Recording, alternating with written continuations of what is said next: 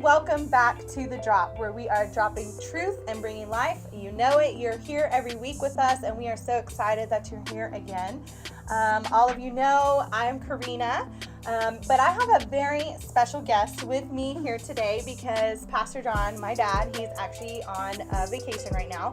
So I have my good friend Pamela Clay. Say hi, Pam. Hey guys. And I'm so excited that she's here with me today on this podcast because we're going to talk about a really cool topic that, I've known Pam for a long time.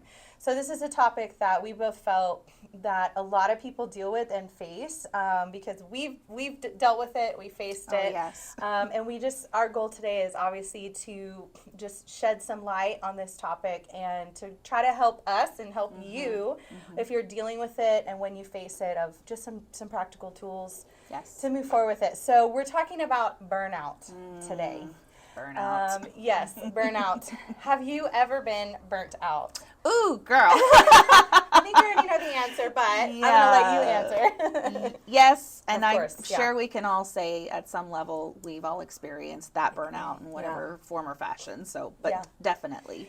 Yeah, burnout is something that honestly I think I was about to say no matter what your age is, but I think younger people, like I think about my kids, maybe not so much, but as you get older and life just happens and there's responsibilities and there's things, work and kids and, whatever, that burnout is just something that if you're not careful, it could very easily happen to you. It can happen in a lot of different areas. It can happen in work. It can happen with your marriage. It can happen with friendships. It can happen just like in general with life, like I'm burnt out with life, which probably is the worst burnout, right? Just burnt out on life. But there's a lot of different areas, that this can happen in. But I find that when you do experience burnout, it's a lot less more about the area or the place and more about you as an individual, and so I think that learning to identify, but also learning how to deal with it when you're in it,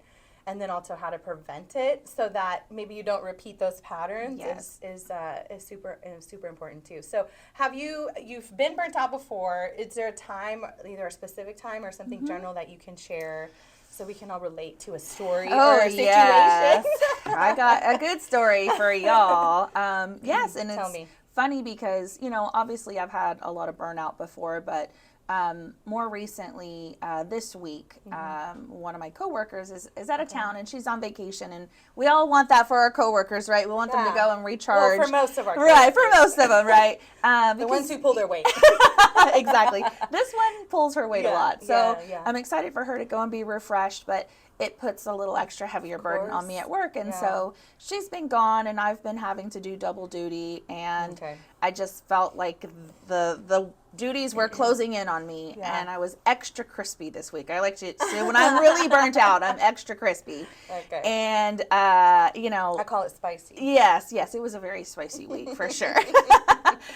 So definitely have experienced a lot of burnout more recently with work, and I'm sure everybody can relate to that. Yeah, sure. It's always a lot. And I think that you bring up a really good point that I think creates burnout is when you find that you have to take on sometimes like an extra load or an extra responsibility or something changes in life where more is put on you, especially when it comes like unexpected or just out of the routine of normal, right? And I think that is a very easily notable space where we could say, I don't want to get burnt out. Right. Is there anything I can do to try to make sure I don't? And we'll get to that. But that's a really good example because, I think you're right. A lot of people can relate to that work burnout. And sometimes it's, I don't know if unavoidable is the correct word, because I do think that burnout is unavoidable if we are intentional with patterns and with things. But sometimes it's like not like your fault. It's like if something is put on you, right. you know, you still have to figure out. It's not like you can always say in work, like, I'm sorry, I'm not going to do that because it's going to burn me out. Yeah. So with some things you might be able to, you know, course. depending on the situation. But if you can't deny a task because it's your job, you have to reevaluate and say, okay, this week, can I let this little area, like, not give that as much attention? You know, what can I reprioritize so that at the end of my week, I'm not totally burnt out? Because work, you know, is prioritized a little bit differently than just like something fun or extra thrown on you, you know.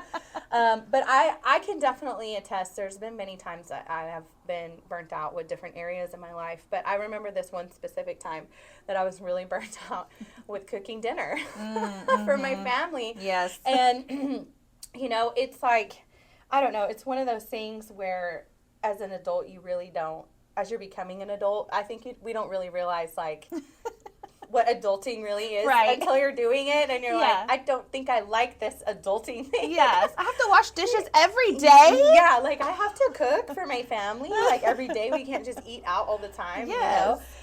And so I remember just one night, I was like, I was making something, and one of my kids was like, ew, what is that? And I was like, oh, no, she did not. Ew, what is that? And so I remember I just said, you know what? That's it. You can all eat cereal. And you can eat cereal for, like, the next 3 days. Because I was like, I'm not cooking. I'm done. I'm burnt out. I'm done.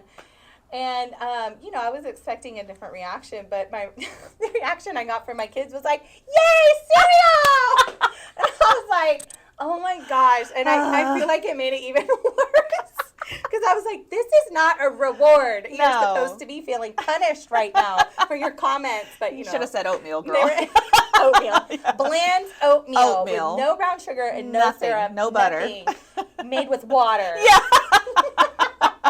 Oh, my gosh, that's so good. But, yeah, so, and I think that when we get to this burnout place in whatever areas, you know, we kind of start. One thing I notice is that, like, you know, I think we start reacting or acting in ways that's not common to our normal personalities. Absolutely. You know? Because we're tired, we're drained, we're whatever. And so I think those are, like, signs for us when we see ourselves doing that to kind of, like, pull back and say, hold on. Why am I acting this way? Am I overwhelmed? That's not me. Right. That's not me. I love, you know, I don't love cooking per se, but, like, I love caring for my family. Right. I love seeing them smile. Right. You know, I love, you know, hearing that they like it, that they're happy. You know, I love making sure that they're nutritious and all of that. And, you know, and so I think that when you see yourself get to this place of burnout, make sure you stop. And make sure you evaluate. And that's one of the things of our first thing is, what do you do when you're in burnout? And the first one is evaluate your situation. What have you experienced in that way? How have you done that? Well, you know, a big marker for me is the way I speak to people. And when I start to get burned out, my patience gets about that big. And so That's real. You will often get what I'm feeling without any padding on it. And that's really difficult for me because if you know me, that's not who I am. Right. And I have to often craft a text message and then change it and address what I'm going to say. Because when I start recognizing that I'm saying words that I wouldn't normally use or have an attitude I wouldn't normally have, that's my first, you know, check mark is like, okay, I'm speaking in a way that I don't normally speak to this person. To avoid going that next step, which I have and had to apologize for, that is what I've learned to recognize. We've experienced that. We have, haven't we? Sorry. I'm so sorry for that. Stressed. It's okay, me too. Yeah. I love you. I love you too.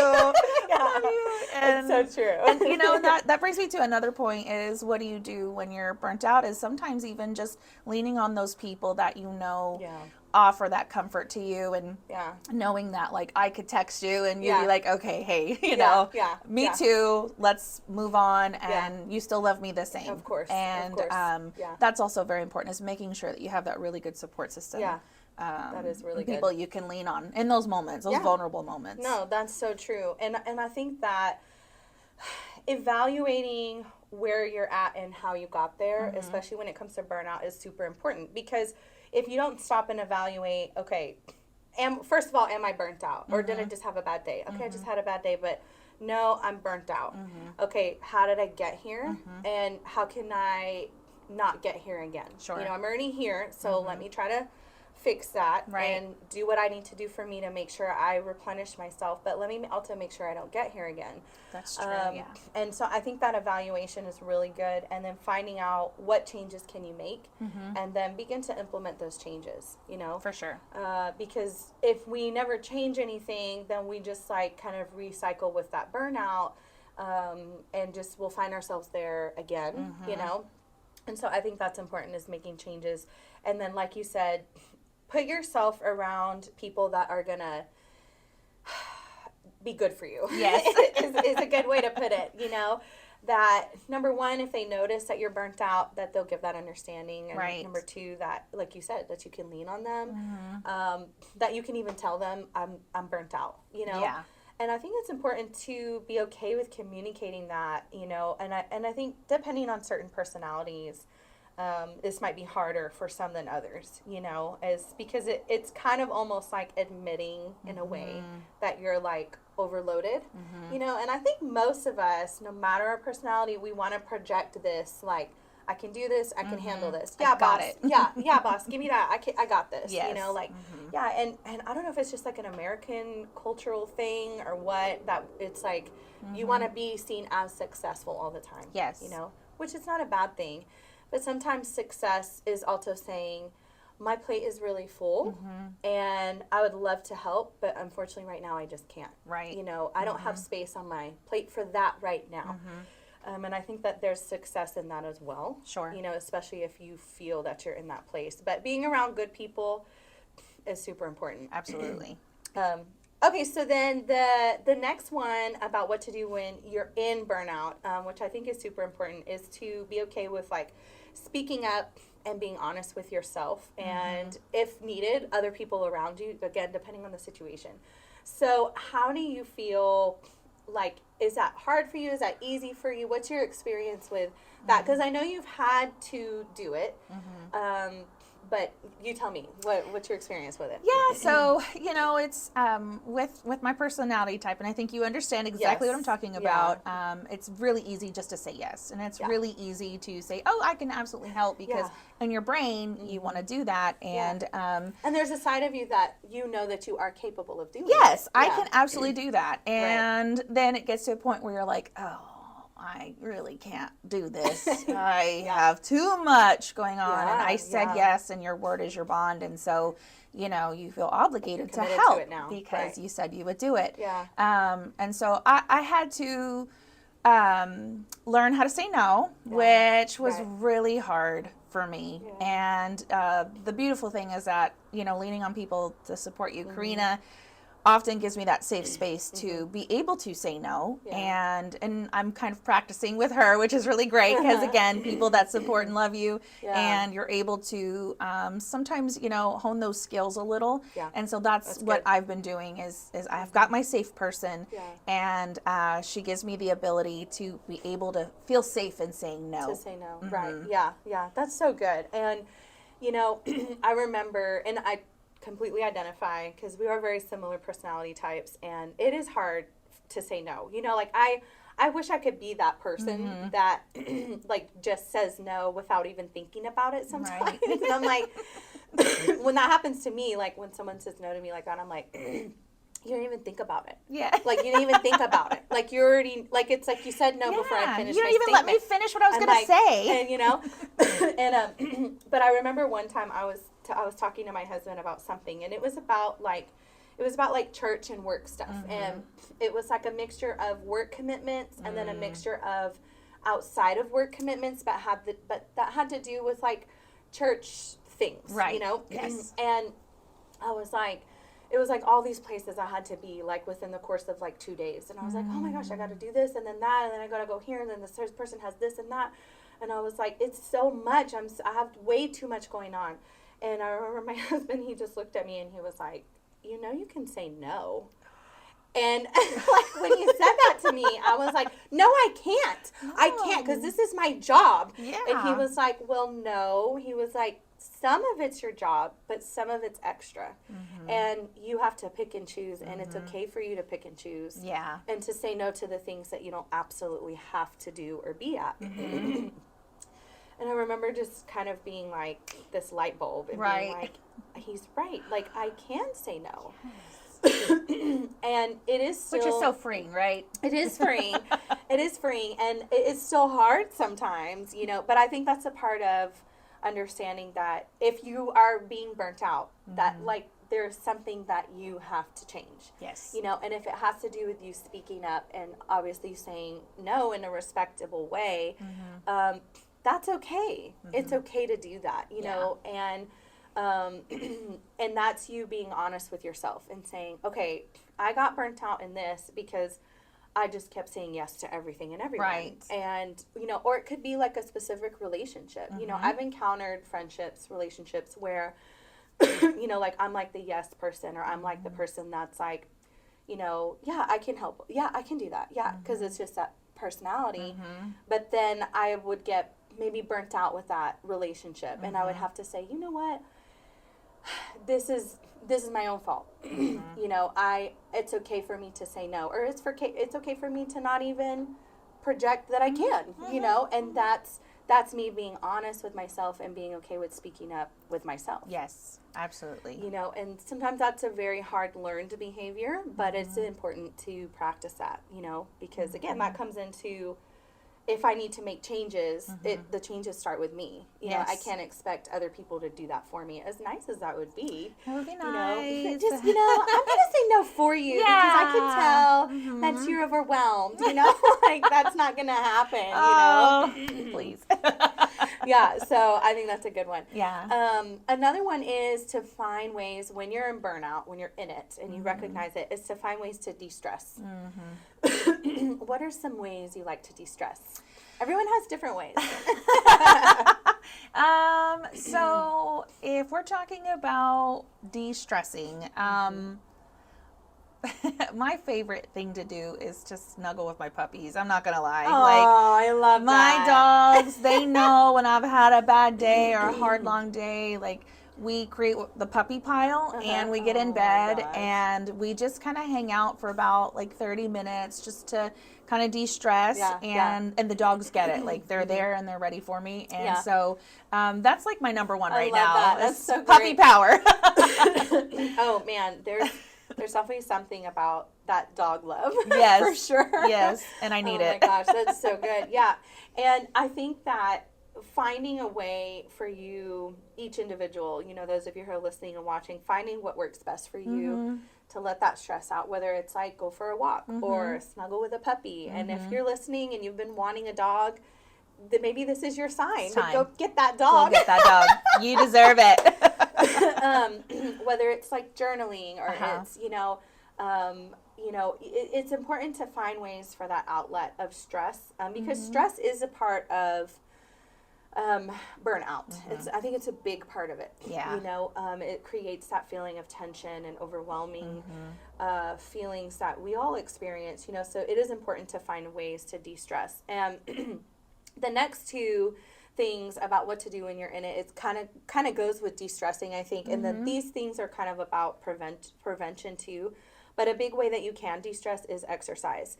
And that is something that a lot of people, I think, just don't go to naturally because, I mean, let's be honest, it kind of seems like work. It's very daunting. You know? Yeah. It's like, oh my gosh, I have to change my outfit, and then I have to go here, and I have to do this, and I have to, you know, it almost seems like more work, but at the same time, it's one of the biggest de-stressors, you know. Oh, it is. Yeah. Oh, and you know, we've been walking. Yes, we have. And we've been just like a mile every day, nothing big. And you know, I've been trying really hard to implement that from doing 0 walking to a mile every day. And you know, actually the funny thing is after the puppy snuggle is getting on the little treadmill and hammering out that little short 30 minutes, and it's like, Yeah. Okay, yeah. I feel ready to take on Yes. whatever's outside my bedroom door at that point. Yes, that's so Whether good. it's the dishes or cleaning the house, like I feel like ready at that point. So absolutely agree with you on that. Yeah. Any type of exercise that you enjoy,